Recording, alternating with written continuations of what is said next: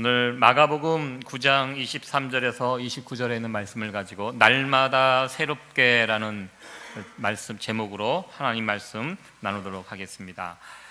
원수는 돌에 새기고 은혜는 물에 새긴다라는 말이 있습니다.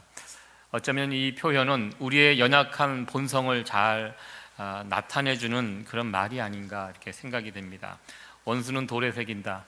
우리를 섭섭게 했던 거, 상처를 받았다면 결코 그것을 우리가 잊지 않고 살아가면서 언젠가는 그것을 갚으려고 하는 또 그런 못난 모습, 원수는 돌에 새긴다고 이렇게 표현을 합니다. 은혜는 물에 새긴다. 무슨 뜻입니까? 물에 새길 수 있습니까? 없습니다. 은혜는 그만큼 쉽게 잊어버린다는, 내가 받은 은혜는 쉽게 잊어버리고 쉽게 흘려보낸다는 그런 표현입니다.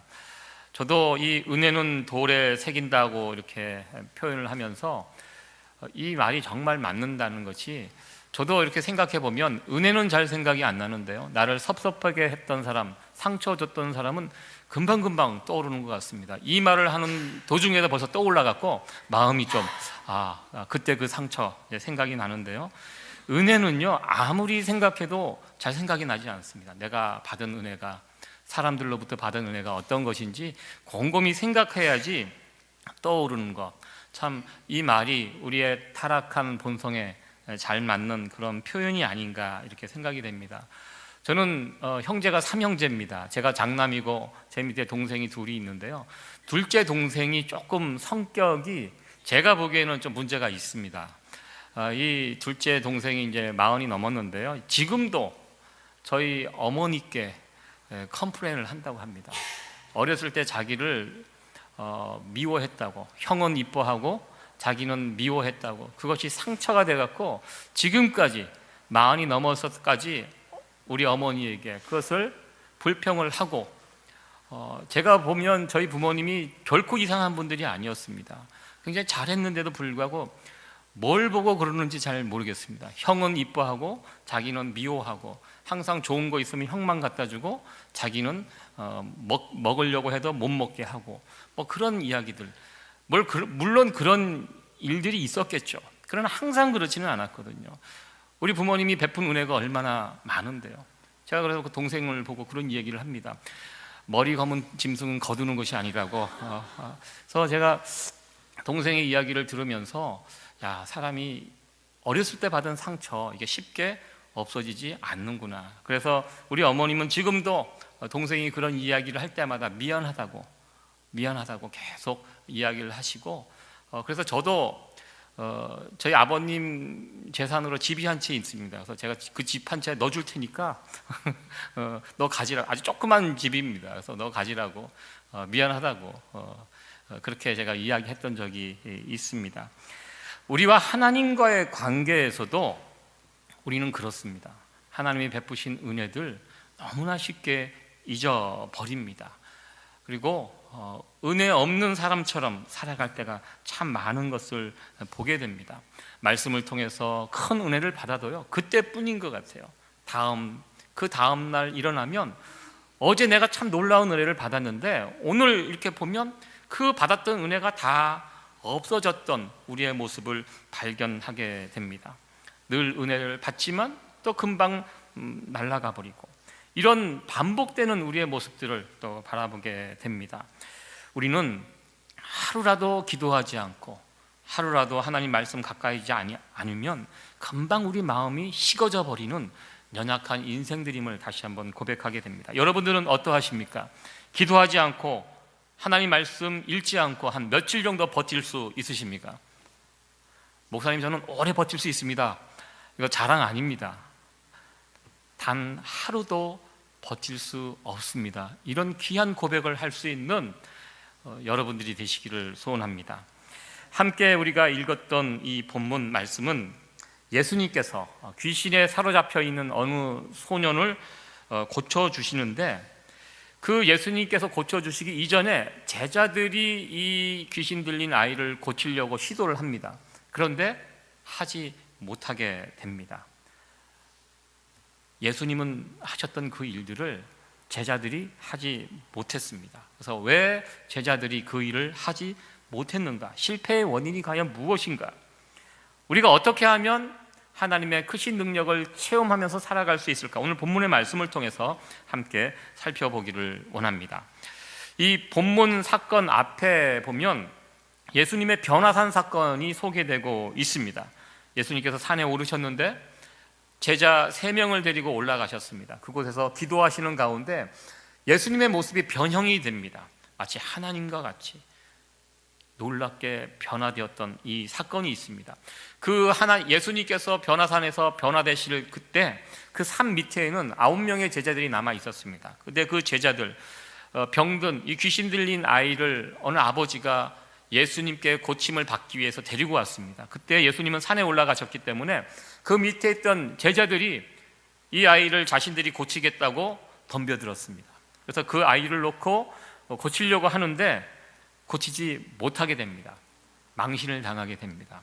그리고 나서 있을 때 예수님께서 내려오셔서 그 아이를 고쳐주셨던 사건이 이 본문, 우리가 읽었던 이 본문 바로 앞에 나와 있습니다. 귀신 들린 아이를 고치지 못한 제자들, 그렇다면 제자들이 귀신 들린 사람들을 고칠 수 있었는가 먼저 질문을 하게 되는데요, 예수님의 제자들은 귀신 들린 사람들을 고칠 수 있는 능력이 있었습니다. 이전에는 있었습니다.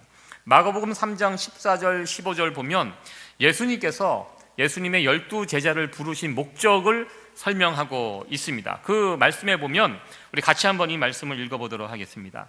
이에 12를 세우셨으니 이는 자기와 함께 있게 하시고 또 보내사 전도도 하며 귀신을 내어 쫓는 권세도 있게 하려 하심이러라.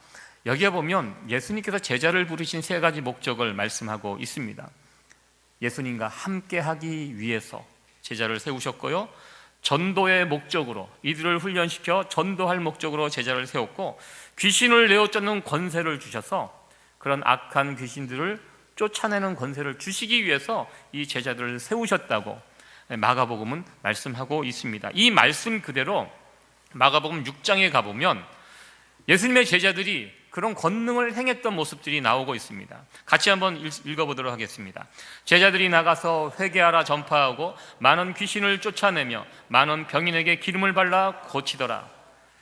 귀신을 쫓아내고 병자를 고쳤던 거 예수님께서 그렇게 하셨는데요, 예수님의 제자들도 이렇게 했다고 마가복음 6장에 소개하고 있습니다. 우리가 지금 마가복음 9장 말씀을 살펴보고 있는데요, 그 이전에 이미 제자들은 귀신을 고쳤고 병자를 고쳤던 그 일을 행했던 제자들이었음을 우리는 보게 됩니다. 그런데요, 지금 마가복음 9장에 와서는 이전에 귀신을 쫓아냈던 제자들이 마가복음 9장에 와서는 귀신을 쫓아내지 못한 사람으로 되어 있는 것을 보게 됩니다. 어느 때에는 능력의 사람으로, 또 어떨 때는 실패의 사람으로 되어 있는 이 제자의 모습, 도대체 무슨 일이 있었길래 제자들이 그전에는 능력이 있었는데 왜 지금은 그 능력이 없어졌을까? 우리는 이 부분을 생각해 보게 됩니다. 제자들이 실패한 이유가 무엇입니까? 과거 2명씩 짝지어 다니면서 행했던 그 능력을 9명이나 되는 제자들이 남아서 그 일을 해내는데 못했습니다. 우리가 여기서 깨닫는 것이 있습니다. 하나님께서 누군가에게 능력과 권세를 주시면 그것이 자동적으로 계속해서 유지가 되는 것이 아니라는 것입니다. 하나님은 변함없으십니다. 하나님의 능력은 변함없습니다. 문제는 누굽니까? 우리라는 것입니다. 그 능력을 받은 우리들이 그때마다 다르다는 것입니다. 근데 오늘 이게 교회에 오시니까 굉장히 더우시죠? 네, 보니까 힛이 돌아가고 있었습니다. 저도 아침에 좀 일찍 왔는데 보니까 문을 열고 들어오니까 후끈하더라고요. 이거 도대체 무슨 일인가 알아보니까 열심히 히터가 돌아가고 있었습니다. 이 기계는 그렇습니다. 기계는요, 세팅을 해놓으면 밖의 기온과 상관없이 그냥 돌아가게 되어 있습니다. 히팅을 올리면 돌아갑니다. 그래서 지금 이상하게 덥죠. 예, 밖에보다 좀 더운 날씨인데요, 더운데 이 온도가, 이 히터가 돌아가서 그렇다는 것입니다.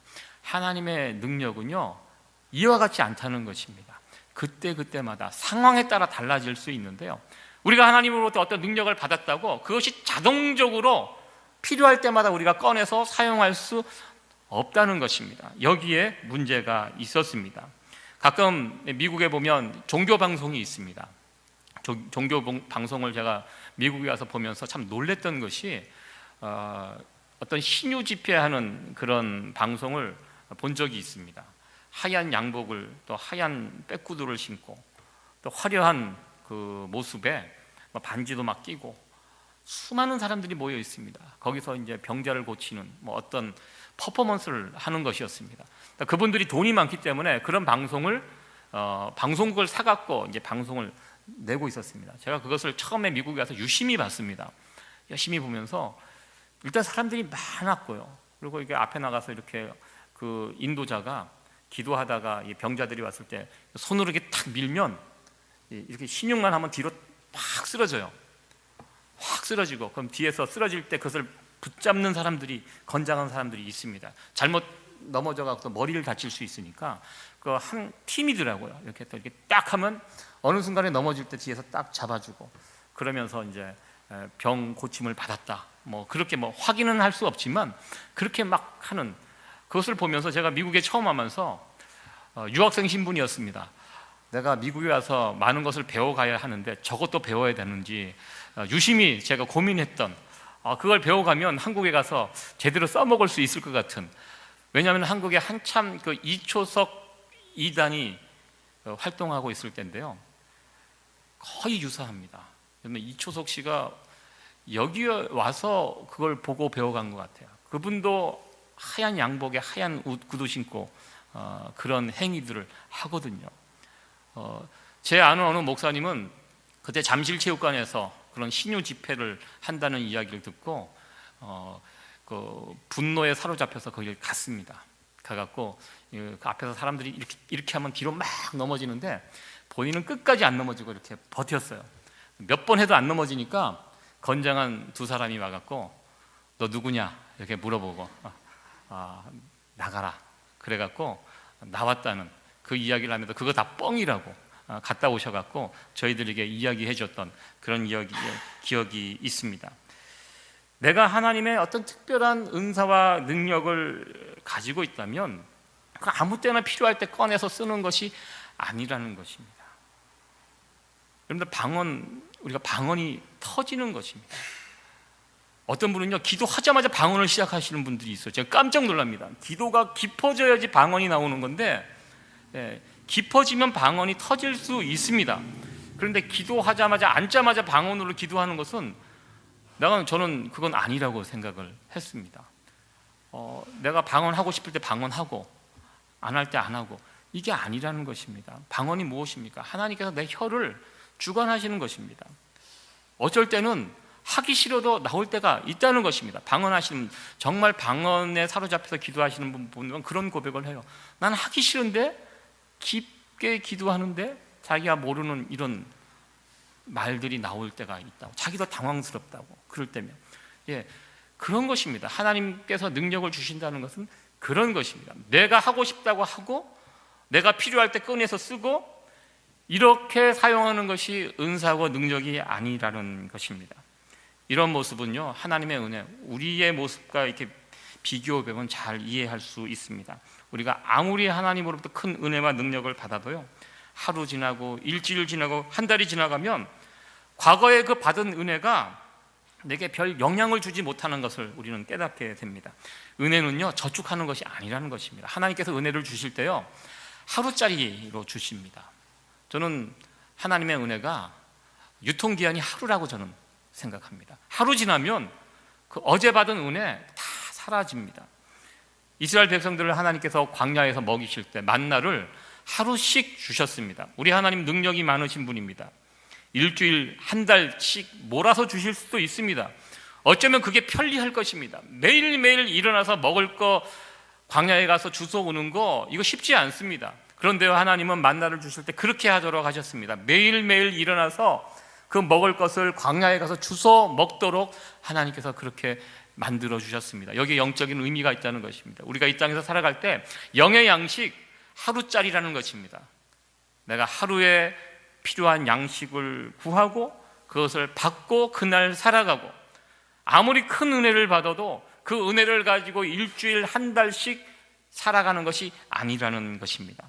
만나의 법칙이 그리하였습니다. 우리 예수님 이 땅에 오셔서요, 매일매일 하나님의 은혜와 능력을 구하시면서 사셨습니다. 우리 주님께서 그렇게 사셨습니다.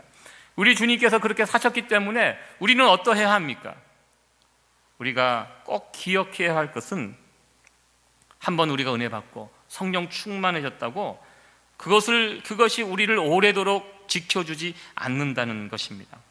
그렇기 때문에 우리는 매일매일 하나님 앞에 간구해야 합니다. 오늘 살아갈 은혜를 달라고 하나님 앞에 나가 간구하셔야 합니다.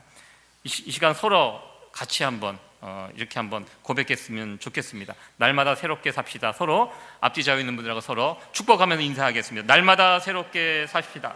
네. 날마다 하나님께서 주시는 지나간 은혜가 아니라 새로운 은혜를 가지고 살아가는 저와 여러분들이 되기를 간절히 소원합니다. 두 번째로 제자들이 실패한 이유가 있습니다. 예수님께서 지적했듯이 제자들이 실패한 이유는 그들이 그 하나님의 일을 한다고 하면서 그들 가운데 기도가 없었다는 것입니다. 우리가 날마다 하나님의 능력을 체험하며 살아가기 위해서 제일 필요한 것은 기도입니다. 그런데 그들은 기도 없이 귀신을 쫓아내려고 했던 것 같습니다. 28절, 29절 말씀 이렇게 보면 우리 28절, 29절 말씀 같이 한번 읽어보도록 하겠습니다. 집에 들어가심에 제자들이 종용이 묻자오되 우리는 어찌하여 능히 그 귀신을 쫓아내지 못하였나이까? 이르시되 기도 외에 다른 것으로 이런 유가 나갈 수 하시니라. 아멘. 우리가 잘 알고 있는 말씀입니다. 제자들이 귀신을 쫓아내지 못했습니다. 그러자 예수님께서 가서 묻습니다. 왜 예수님은 하실 수 있는데 우리는 안 됐습니까? 옛날에 이거 했던 일인데 왜 안 됐습니까? 이렇게 물어봤을 때 예수님께서는 기도 외에는 이런 유가 나갈 수 없다 말씀하십니다. 이 뜻을 뒤집어 생각해 보면 아마도 제자들은 그 소년을, 귀신 들린 소년을 고치려고 할 때 기도를 하지 않았던 것 같습니다. 그렇다면 왜 제자들이 기도하지 않았을까 생각을 해보게 됩니다. 과거에 그들은 2명씩 돌아다니면서 전도하면서 큰 이적을 베풀 때 예수님 없이 병자를 고치고 귀신을 쫓아봤던 경험이 있는 자들입니다. 그 경험을 통해서 예수님 없이도 이 일들을 했다? 내가 이 일을 했다. 아마 이런 은연 중에 이런 교만한 생각이 제자들 가운데 있었던 것 같습니다. 그러다가 귀신 들린 그 아이를 만나자 그 옛날에 그 과거에 했던 그 경험을 기억하고, 그때는 2사람, 3사람이 가서 귀신을 쫓았는데 지금 9명이나 있는데 별거 아니다, 너무 쉽게 생각을 했던 것 같습니다. 마치 과거에 그 귀신을 쫓았던 그것이 마치 자신의 힘으로, 자신의 능력으로 그 일을 했던 것처럼 제자들은 아마 생각했던 것 같습니다. 교만한 마음이 들었던 것 같습니다. 예수님은 이러한 모습을 보시고 제자들이 실패한 이유가 너희들 가운데 기도가 없었기 때문에 이렇다고 지적하셨습니다. 복음서를 보면 우리 주님은 언제나 기도하시는 분으로 복음서는 소개하고 있습니다. 세례를 받으실 때, 사단에게 시험을 받을 때, 예수님의 12제자를 세울 때, 십자가를 지실 때 모두가 예수님은 기도하시는 예수님의 모습을 우리에게 소개해 주고 있습니다. 우리는 예수님 하면 능력이 많고 하나님의 아들이기 때문에 그냥 이런저런 능력을 행하셨을 것이다 이렇게 지레짐작을 합니다. 예수님의 기적 사건 앞뒤를 보십시오. 기도하시는 예수님이 있다는 것입니다. 당연한 것이 아닙니다. 하나님의 아들이기 때문에 이런저런 능력을 행한 것이 아니라는 것입니다. 예수님은 언제나 능력을 행하시기에 앞서 기도하셨던 예수님의 모습을 우리는 기억해야 한다는 것입니다. 하나님 앞에 매일매일 기도하셨고 기도함으로 하나님의 능력을 공급받았고 그 힘으로 자신의 사역을 감당하셨음을 우리는 성경을 통해서 보게 됩니다. 예수님께서 변화산상에 올라가서 무엇을 하셨습니까? 변화산 사건, 예수님이 하나님처럼 변화되었던 이 모습에 우리가 초점을 맞추지만 실제로 예수님께서는 변화산에 올라가서 기도하러 올라가셨습니다. 그리고 기도하고 내려오셔서 무슨 일을 하셨습니까? 귀신 들린 아이를 고쳐주셨습니다. 기적을 행하셨습니다. 기적을 행하기에 앞서 먼저 기도하셨던 우리 주님의 모습을 보게 됩니다. 하나님의 일은요, 기도와 함께 한다는 것, 우리 주님께서 몸소 보여주셨던 모습입니다. 제자들에게 계속해서 보여주셨습니다. 하나님의 일은 이 기도와 함께, 이 기도를 통해서 하나님의 새로운 은혜와 능력을 공급받고 그것을 통하여 하나님의 일을 행한다. 예수님은 이 사실을 계속해서 보여주셨습니다. 제자들이 왜 기도하지 않았습니까? 제가 말씀드렸습니다. 제자들은요, 쉽게 생각했습니다. 그리고 과거에 했습니다. 나 옛날에 이 일 해봐서 알아. 나도 이거 해봤어. 막 이 경험과 자신들이 가지고 있던 지식을 의지하면서 하나님의 능력을 소홀히, 기도하는 그 모습을 소홀히 여기지 않았나 이렇게 생각을 합니다. 제자들의 이런 모습을 보면서 저의 모습을 한번 생각을 해보았습니다. 우리가 하나님 앞에 나가서 기도할 때요, 대부분 어떤 특별한 일을 앞에 두고 기도하는 경우가 많이 있습니다. 저희 교회가 이제 다음 주 금요일부터 부흥회가 시작이 됩니다. 굉장히 저도 부담이 됩니다. 특별히 제가 모셨던 목사님을 모시고 부흥회를 하기 때문에 저는 또 목사님 오시면 저는 또 그 시절 제가 부목사로 11년을 섬겼기 때문에 또 목사님을 또 수종 들어야 되는 그 상황이거든요. 그래서 굉장히 부담이 되고, 그래서 이 부흥회를 위해서 참 기도가 절로 됩니다. 기도하게 됩니다. 마치 우리가 어떤 중요한 일들을 앞에 두고, 우리 뭐 사업을 새로 시작한다든지, 아이들이 뭐 대학에 입시를 한다든지, 뭐 결혼을 한다든지, 아주 특별한 일들을 앞에 놓고 우리는 기도하게 됩니다. 특별한 일을 앞에 두고 하나님의 특별한 은혜를 구하면서 기도하게 됩니다. 그런 모습들이 우리 가운데 있습니다. 그러나 평범한 일들, 우리가 매일매일 만나는 평범한 일상들, 그런 문제들을 가지고 우리가 기도하는가 이렇게 생각을 해봅니다. 그런 일들은 잘 기도하지 않는다는 것입니다. 여러분들, 우리 이민 생활이 얼마나 단순합니까? 집, 일터, 그리고 여러분들은 교회가 있습니다. 이 세 군데를 계속 뱅글뱅글 돌아다니는 것이 우리 이민 생활입니다. 저도 그래요. 저는 집과 교회죠. 집과 교회 해서 왔다 갔다 하고, 일주일 제 스케줄을 보면요, 예배 준비하고 설교 준비하고 성경 공부 준비하고 또 신방이 있으면 신방하고, 그게 제 평소의 일상들입니다. 그런데요, 제가 오늘 이 말씀을 준비하면서 내가 매일매일 만나는 이 평소 늘 하는 이런 일들을 혹시 내 지식과 내 경험에 의지해서 간절한 기도 없이 그냥 이런 일들을 하고 있지는 않은가, 이런 또 반성을 하게 됩니다. 아, 그렇구나. 우리가 어떤 특별한 일을 놓고 기도하는 것 중요하지만 우리가 매일매일 만나는 이런 일들, 누가 익숙한 이런 일들도 매일매일 그 일들을 붙잡고 하나님께 기도해야 하는구나. 매일매일 똑같은 날 같지만 그럼에도 불구하고 새로운 은혜를, 이 일 가운데 임하실 새로운 하나님을 기대하면서 계속 하나님께 기도해야 되겠구나. 오늘 본문의 말씀을 준비하면서 이런 귀한 도전을 받게 되었습니다. 여러분들도 이런 귀한 도전을 받기를 소원합니다. 우리의 일상생활이 늘 반복되는 패턴입니다. 지루할 수 있습니다. 그러나 매일매일 하나님, 오늘도 살아갈 수 있는 지혜를 주시고 성령의 충만함을 달라고 하나님 앞에 기도하면서, 비록 우리가 만나는 일들이 반복되는 지루한 일 같지만 그러나 하나님의 함께 하심으로 또 새로운 한 날, 우리 주님과 함께 승리하는 한 날로 여러분들의 하루하루를 채워가실 수 있기를 간절히 소원합니다. 날마다 우리가 새롭게 살아가기 위해서는 우리 주님의 말씀처럼 기도가 필요하다는 것입니다. 다시 한번 여러분들의 기도 생활을 점검하시고 기도의 자리로 나갈 수 있는 그런 저와 여러분들이 될 수 있기를 간절히 소원합니다. 마지막으로 살펴볼 것은 믿음에 관한 부분, 오늘 또 이 믿음에 관한 부분을 예수님께서 중요하게 다룹니다. 믿음이 있어야 하나님의 능력을 경험할 수 있습니다. 하나님의 능력을 경험하는 믿음이 과연 무엇일까 생각을 해봅니다. 산 밑에 있는 제자들이 귀신 들린 아이를 고치지 못했을 때 예수님께서 돌아오셔서 책망하셨습니다. 19절에 보면 믿음이 없는 세대라고 이렇게 책망을 하셨습니다. 이 믿음이 없는 세대는 예수님의 말씀을 종합해 보면 기도가 없는 세대임을 우리는 알게 됩니다. 제자들은 믿음이 없었고요, 또 기도가 없었습니다. 그래서 하나님의 능력을 경험하지 못하였습니다. 이 귀신 들린 아이를 데려온 그 아버지하고도 믿음에 관한 이야기를 하였습니다. 22절에 보면 22절, 23절 예수님께 부탁을 합니다. 할 수 있으면 내 아이를 고쳐달라.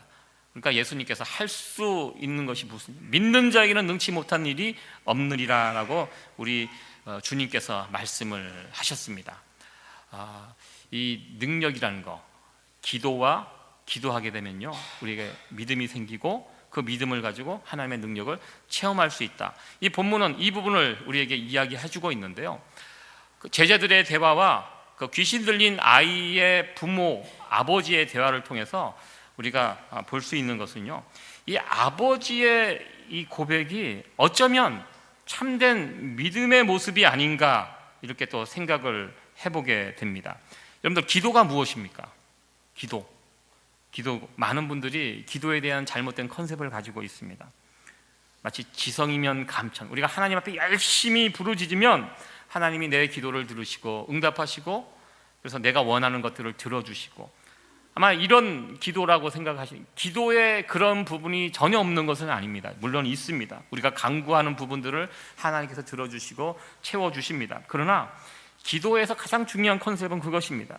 나의 부족함을 깨닫고 내가 하나님의 도움 없이 단 한순간도 살 수 없는 자라는 것을 인정하고 나의 그 부족한 부분에 하나님의 은혜가 채워지게 해달라고, 이것이 바로 기도의 가장 중요한 컨셉임을 우리는 보게 됩니다.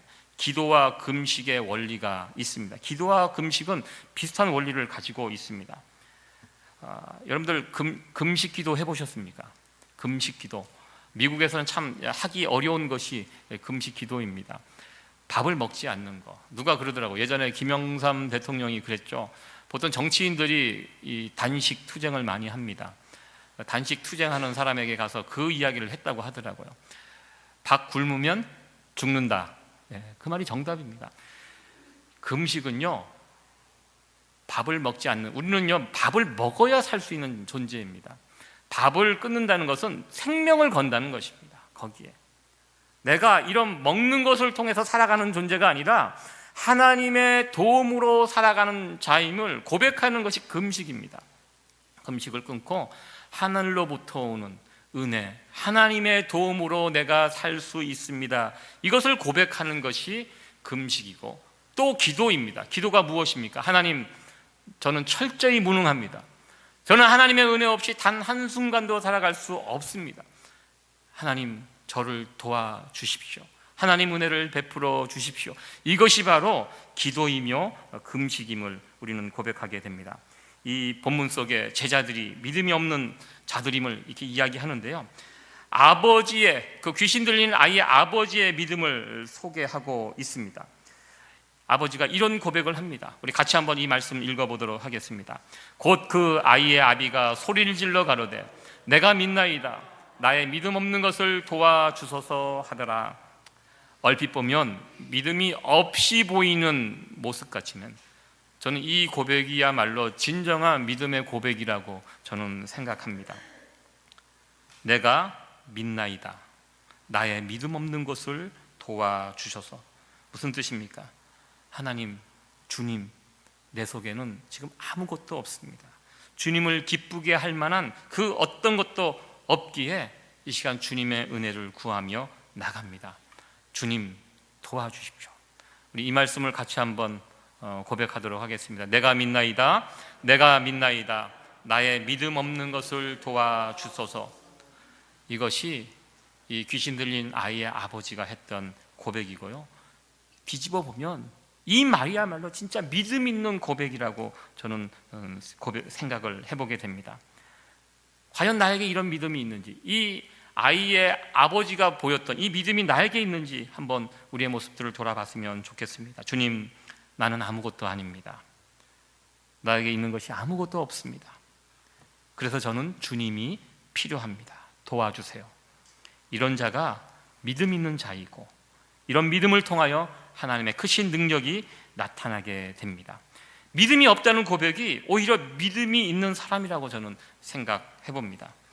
귀신 들린 아이의 부모가 보였던 이 믿음의 모습, 이 믿음을 붙들 수 있는 저와 여러분들이 될 수 있기를 간절히 소원합니다. 우리가 약할 때 강함 대신에 우리가 찬양을 늘 부르는 그 가사가 있습니다. 하나님은요, 우리가 약할 때 역사하십니다. 성경의 역사를 보시기 바랍니다. 사도 바울 항상 육체의 가시를 가지고 살았습니다. 전전긍긍하고 살았습니다. 그런 사도 바울을 하나님께서는 그 육체의 연약한 가시를 통해서 크게 역사하셨던 것을 우리는 보게 됩니다. 삼손이 언제 가장 크게 하나님의 역사를 경험했습니까? 눈 뽑히고 머리 밀리고 자신들이 가지고 있던 것을 다 잃었을 때, 그때 하나님 앞에 기도하지 않았습니까? 그 간절한 기도를, 아무것도 없는 삼손을 들어서 하나님은 그 이전보다 과거에 경험하지 못했던 큰 구원의 역사를 삼손의 마지막 생에 베풀어 주셨음을 우리는 보게 됩니다. 늘 우리가 하나님 앞에 섰을 때 약할 때 강함 되신다는 이 귀한 진리의 고백을 붙들고 살아갈 수 있는 저와 여러분들 되기를 간절히 소원합니다. 말씀을 정리하도록 하겠습니다. 신앙이란 결코 과거 지향적이 되면 안 된다는 것입니다. 우리가 늘 하는 이야기가 있죠. 나 옛날에 뭐 했다. 저도 미국에 살면서 참 많은 그런 경우, 저도 그런 얘기 많이 합니다. 저도 한국에서 신앙생활할 때 뭐 했다, 내가 얼마나 위대한 사람인데, 이런 이야기들 우리가 많이 듣는데요, 그거 중요하지 않다는 것입니다. 지금이 중요합니다. 우리는 하나님을 가리켜 산자의 하나님이라고 이야기합니다. 산자의 하나님 무엇입니까? 무슨 뜻입니까? 우리 하나님은요, 과거에 묶여있는 하나님이 아니라는 것입니다. 지금 이 순간 이 자리에 우리와 만나시는 그 하나님, 지금 우리에게 찾아오셔서 은혜 베풀어 주시는 하나님, 이 하나님이 진짜 중요하다는 그런 뜻입니다. 실패한 제자들의 모습을 통해서 우리가 배우는 것이 있어야 합니다. 우리는 날마다 새롭게, 날마다 하나님의 은혜를 구하며 살 수 있어야 합니다. 누가 행복한 사람입니까? 하나님을, 살아계신 하나님을 만난 사람이 행복한 사람이라고 저는 믿습니다. 진짜 정말 행복한 사람이 누굽니까? 살아계신 그 하나님을 최근에 만난 사람이 진짜 행복한 사람이라고 저는 믿습니다. 1년 전에 만난 거 중요하지 않습니다. 한 달 전에, 일주일 전에 아닙니다. 오늘 아침에 만난 분, 그분이, 지금 이 순간 만난 그분이 가장 행복한 사람이라고 저는 믿습니다. 우리가 이렇게 살아계신 하나님을 매일매일 우리의 간절한 기도를 통해서 만날 수 있기를 소원합니다. 기도가 무엇입니까? 여러분, 기도의 정의를 여러분 바꾸시기 바랍니다. 기도는요, 우리가 아무것도 아니라는 사실을, 내 속에 아무것도 없다는 사실을 인정하고 나의 부족함, 나의 비어있는 것을 오직 하나님만이 채울 수 있다는 이 신앙 고백이 이 기도라고 제가 말씀을 드렸습니다. 주님의 도움 없이 우리는 불가능한 인생들입니다. 주님, 은혜를, 오늘 살아갈 그 은혜를 나에게 채워 주시옵소서. 이런 간절한 기도의 제목을 가지고 우리 하나님께 부르짖고, 그래서 하나님으로부터 그 능력을 공급받아서 우리 하루 매일매일 삶을 믿음으로 승리하며 살아갈 수 있는 저와 여러분들 될 수 있기를 간절히 소원합니다. 기도하시겠습니다.